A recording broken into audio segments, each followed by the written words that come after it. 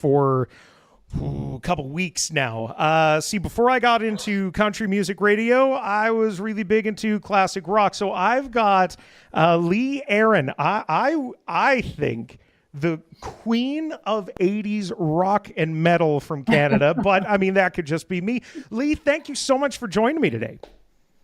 Yeah. Jazz hands. Yeah, bless radio as that visual medium. A lot of people might be out there going, okay, Lee Aaron, again, we're talking rock, we're talking metal, a couple more experimental genres of jazz and pop along the way. The heck is she doing on a country station? Well, we are proud to present Nazareth in Dawson Creek on October the 22nd. Lee will be joining the band. So Lee, I guess first things first, how did you end up with Nazareth? Where did this tour come from? It's funny because I just answered that question for somebody else. But so years ago in the late 80s, early 90s, I toured with Nazareth all throughout Europe, the original band. Just, amazing band. And what can I say? Like, just 100% iconic songs of that band. I mean, that formed a lot of the fabric of my youth.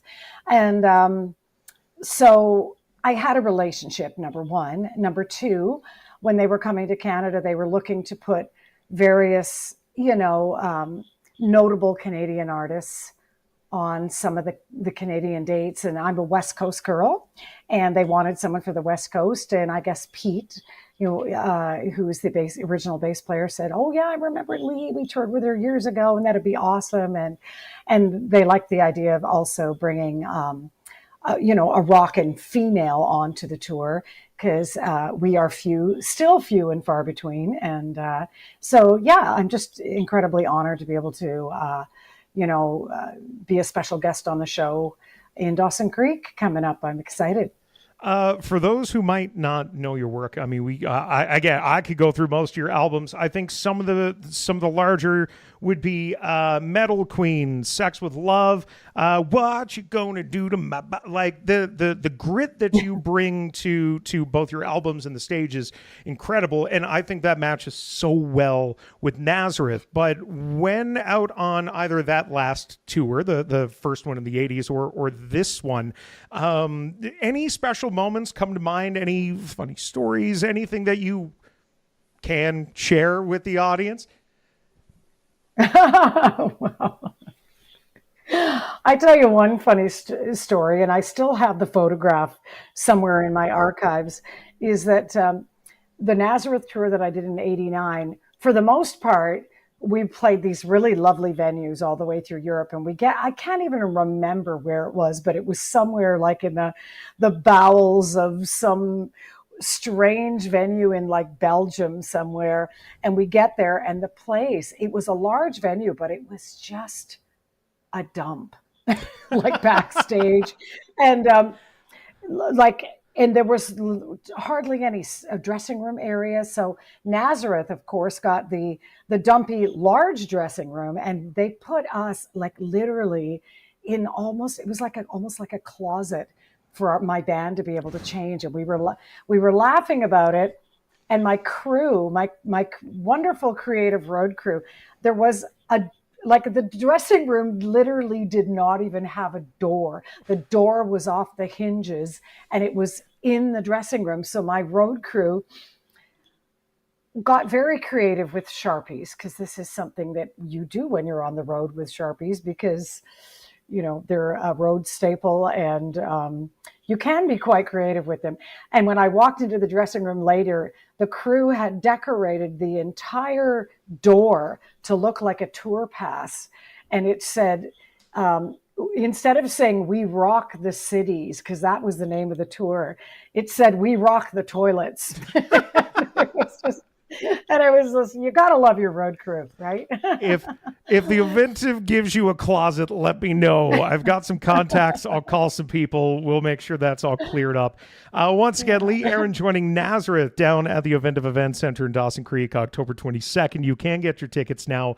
Lee, one of the things that I love about you, especially over the last 10 years, I think, is you're not just a pioneer when it comes to women in rock and roll and Canadiana, but you decided that you've kind of had enough of these big labels telling you what to do, what singles to put out, what albums to put out, and you launched your own Big Sister Records. We don't have to get too far into it, but tell me a little bit about it, where it came from, and what it's like to make your own decisions. Well, it's fantastic. And of course, the digital universe that's exploded in the last 20 years in the world has made it a lot easier because I can produce my own albums with digital technology. It's not a world where you need a label to be dumping $250,000 on you as an injection of cash into your career, because nobody needs to spend that much money making records anymore. And so what Big Sister Records enabled me to do when I launched that was basically be in control of my own boutique label. And by doing that for my own artistic work, what I do is I license my masters through Big Sister Records to larger distribution companies. I'm on, I was on Rough Trade in Europe, and I was on, Propaganda in Canada for distribution. They get your album basically in all the brick and mortar stores, up on Amazon. And so basically, I'm in charge of all the executive decisions about singles, about what songs actually end up on the album, which songs get turned into video singles. And I'm financing it myself, but it doesn't require the hundreds of thousands of dollars that used to be required in the 80s. And it just gives me so much more creative control over handing a distribution company my finished product. And then I can still get it everywhere in the world, except I'm in charge of everything, which is, it's a much better position to be in than a lot of the direct label signings in the 80s and even the 90s. The label becomes your investor. And when they're putting that kind of money into you, they're going to have a lot of say in the way the creative path goes with your music. And it's kind of nice to not have that these days. So. Yeah. And like you say, in the digital multiverse, we'll call it, to be able to have the creativity to not only say, hey, I want to put this out as a single, but then to be able to pick what you put on TikTok versus what you put on, again, the freedom must be night and day difference. I do want to talk about one of my favorite songs that you put out just in the last year and a half, Even It Up. Love it. Genuinely on my playlist.